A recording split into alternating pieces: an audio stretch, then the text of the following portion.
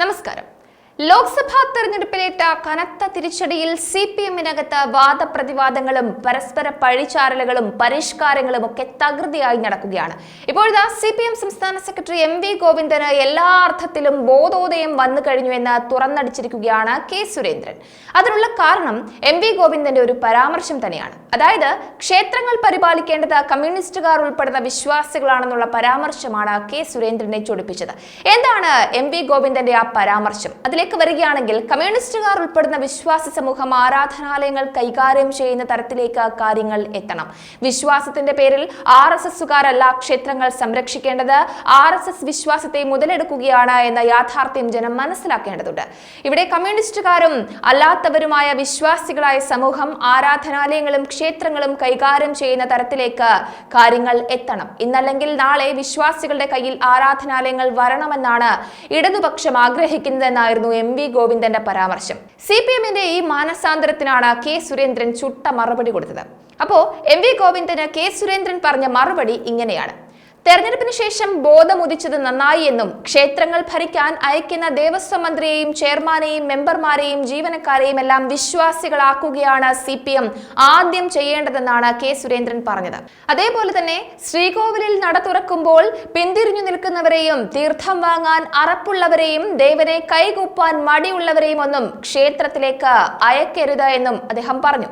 ഇനിയും ഹിന്ദുക്കളുടെ ക്ഷമ പരീക്ഷിക്കരുതെന്നും കെ സുരേന്ദ്രൻ കൂട്ടിച്ചേർത്തിട്ടുണ്ട്. ലോക്സഭാ തെരഞ്ഞെടുപ്പിലേറ്റ കനത്ത പരാജയമാണ് സിപിഎമ്മിനെ പല തരത്തിലും മാറ്റി ചിന്തിപ്പിക്കുന്നതെന്നാണ് ഒരു വിഭാഗം ശക്തമായി പറയുന്നത്. വിശ്വാസികളുടെ എതിർപ്പ് വാങ്ങിക്കൂട്ടുന്ന നിരവധി കാര്യങ്ങൾ ചെയ്തു കൂട്ടിയ സിപിഎമ്മിന് ജനം വലിയ തിരിച്ചടിയുമാണ് നൽകിയത്. ശബരിമലയിലെ യുവതീ പ്രവേശനവും ഗണപതി മിത്ത് വിവാദവും ഒക്കെ തെരഞ്ഞെടുപ്പിൽ സിപിഎമ്മിന് വലിയ തിരിച്ചടിയാണ് നൽകിയത്. അതേപോലെ തന്നെ ഇത്തവണത്തെ മണ്ഡലകാലത്തെ സ്ഥിതി വലിയ വിമർശനങ്ങൾക്ക് വിധേയമായിരുന്നു. അതായത് ശബരിമലയിൽ ആവശ്യത്തിന് സൗകര്യങ്ങൾ ഒരുക്കാനോ തിരക്ക് നിയന്ത്രിക്കാനോ സർക്കാരിനും മറ്റ് സംവിധാനങ്ങൾക്കും കഴിഞ്ഞില്ല എന്ന ആക്ഷേപം ശക്തമായിരുന്നു. ഹൈക്കോടതി ഇടപെട്ടെങ്കിലും മണ്ഡലകാലം അവസാനിക്കും വരെ ഭക്തരുടെ ദുരിതത്തിന് അറുതിയില്ലായിരുന്നു എന്നതാണ് വാസ്തവം. മണിക്കൂറുകളോളം അയ്യപ്പ ഭക്തർ വെള്ളം പോലും ഇല്ലാതെ കാത്തു നിൽക്കേണ്ട ഒരു സ്ഥിതിയായിരുന്നു ഇത്തവണ ഉണ്ടായത്. വലിയ വിമർശനങ്ങളും ഉണ്ടായിരുന്നു അതേ ചുറ്റിപ്പറ്റി. അന്യസംസ്ഥാനത്ത് നിന്ന് വന്ന അയ്യപ്പന്മാർ വലിയ രീതിയിൽ അവരുടെ പ്രതിഷേധവും അറിയിച്ചിരുന്നു. നിരവധി പേർക്ക് ദർശനം പോലും ലഭിക്കാത്തൊരു സാഹചര്യവും ഉണ്ടായിരുന്നു. അങ്ങനെ നിരവധി വിമർശനങ്ങൾ പാർട്ടിക്കകത്ത് തന്നെ ഉടലെടുത്തിരുന്നു ഇതിനെ ചുറ്റിപ്പറ്റി. മുഖ്യമന്ത്രിയുടെ പെരുമാറ്റത്തെ ചോദ്യം ചെയ്യുന്ന സ്ഥിതിവിശേഷവും ഉണ്ടായിരുന്നു. പാർട്ടിയിലെ പല പ്രവണതകളോടും വലിയ വിദ്വേഷമാണ് എം.വി. ഗോവിന്ദൻ ഇപ്പോൾ പ്രകടിപ്പിച്ചിട്ടുള്ളത് എന്നത് എടുത്തു പറയണം. സഖാക്കൾക്ക് പണത്തോടുള്ള ആർത്തി കൂടുന്നുവെന്നും എം.വി. ഗോവിന്ദൻ പറയുന്നുണ്ട്. എങ്ങനെ സാമ്പത്തിക ലാഭമുണ്ടാക്കാം, നേട്ടമുണ്ടാക്കാം എന്ന ലക്ഷ്യത്തോടെയാണ് പലരും പാർട്ടിയിലേക്ക് വരുന്നത് എന്നും എം.വി. ഗോവിന്ദൻ പറയുന്നുണ്ട്. താഴെത്തട്ടിൽ നിന്നും പാർട്ടിക്ക് കണക്കുകൾ പിഴച്ചത്, അതേപോലെ വലിയ തിരിച്ചടി ലഭിച്ചത് ഗുരുതര വീഴ്ചയാണ് എന്നും എം.വി. ഗോവിന്ദൻ ചൂണ്ടിക്കാട്ടുന്നുണ്ട്. താഴെത്തട്ടിലുള്ള യാഥാർത്ഥ്യം മനസ്സിലാക്കാൻ പാർട്ടിക്ക് കഴിഞ്ഞില്ല എന്നും ഗോവിന്ദൻ തുറന്നടിക്കുന്നുണ്ട്. ജനങ്ങളുടെ വിശ്വാസങ്ങളിൽ ഭംഗം വരുത്തരുത് എന്നും വിശ്വാസവുമായി ബന്ധപ്പെട്ട കാര്യങ്ങളിൽ വിട്ടുനിൽക്കരുത് എന്നും പാർട്ടി അംഗങ്ങൾ പോയില്ല എങ്കിലും അനുഭാവികൾ ഇടപെടണം എന്ന തരത്തിലും ഗോവിന്ദൻ പലതും പറയുന്നുണ്ട്. വിശ്വാസികളെ കൂടെ നിർത്തണമെന്നും ജനങ്ങളോട് വളരെ വിനയത്തോടെ പെരുമാറണമെന്നും സംസ്ഥാന സെക്രട്ടറി കൂട്ടിച്ചേർത്തു.